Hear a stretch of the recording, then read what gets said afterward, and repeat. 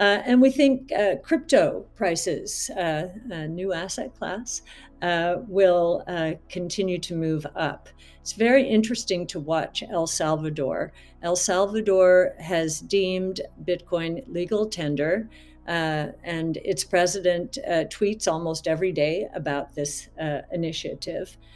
So far, 2.7 million out of the roughly 4 million eligible have downloaded their Chivo wallets with $30 worth of Bitcoin in it.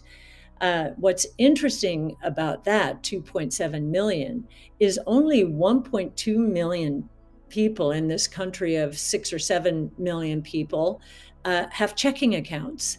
So here's another example of DeFi, not even letting banks penetrate that highly into a country like El Salvador.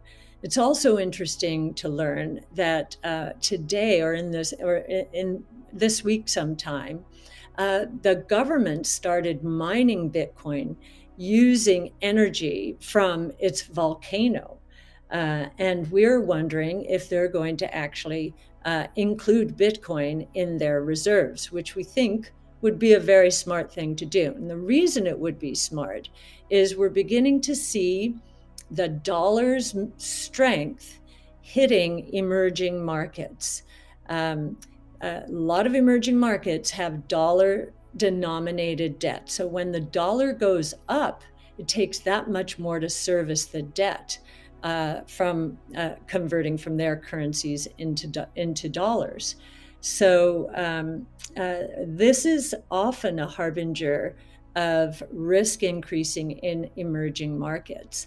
And very often there will be runs on the currency, and as their populations try to shift into dollars.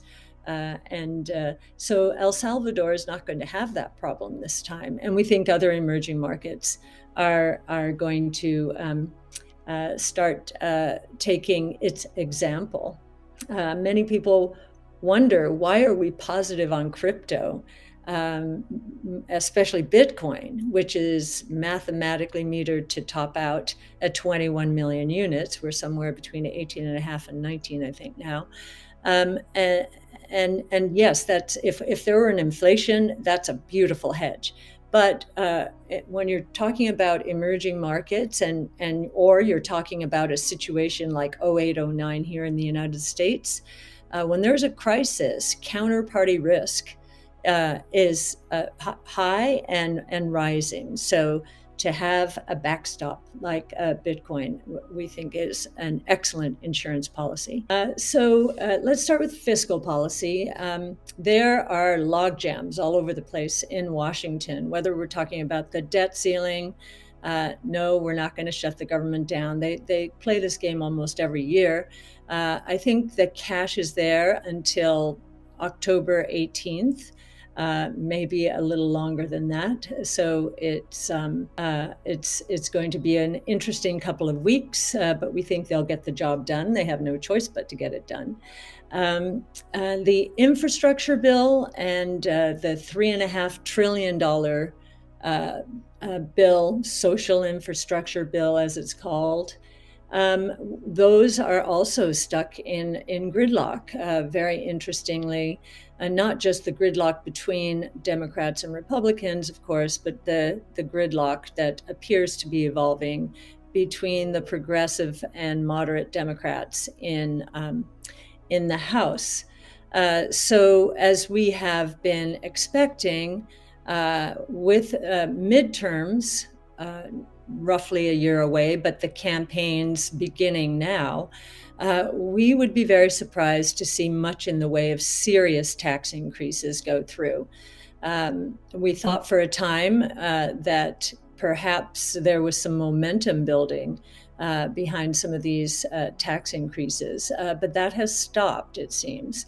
And one of the reasons is polling of the swing states would suggest that those voters do not want their taxes to go up in the way that Congress is proposing. And I think that is going to matter. So that's good news for the stock market, actually. Monetary policy, the growth rate in M2 peaked at 27% earlier this year and has dropped to 13.4%. Last month was a little lower, but low teens now. So the big question about monetary policy is when are they going to taper, meaning when will they stop quantitative easing, just buying bonds? And when will interest rates go up? Well, if our outlook is correct, neither one of those is going to happen. Maybe we'll get some tapering. And we've discussed before that we do not believe that's going to make much of a difference. The easing or the quantitative easing that we have seen, a lot of that is just stuck on the central bank's balance sheet in the form of reserves. So they're kindling for loan growth. And if we were to light the kindling, meaning banks went crazy loaning money out, well, then we might have a boom, actually. That's not happening. In fact, quite the contrary. We are beginning to see the banks worrying about loan growth because of DeFi, decentralized finance, and the crypto world.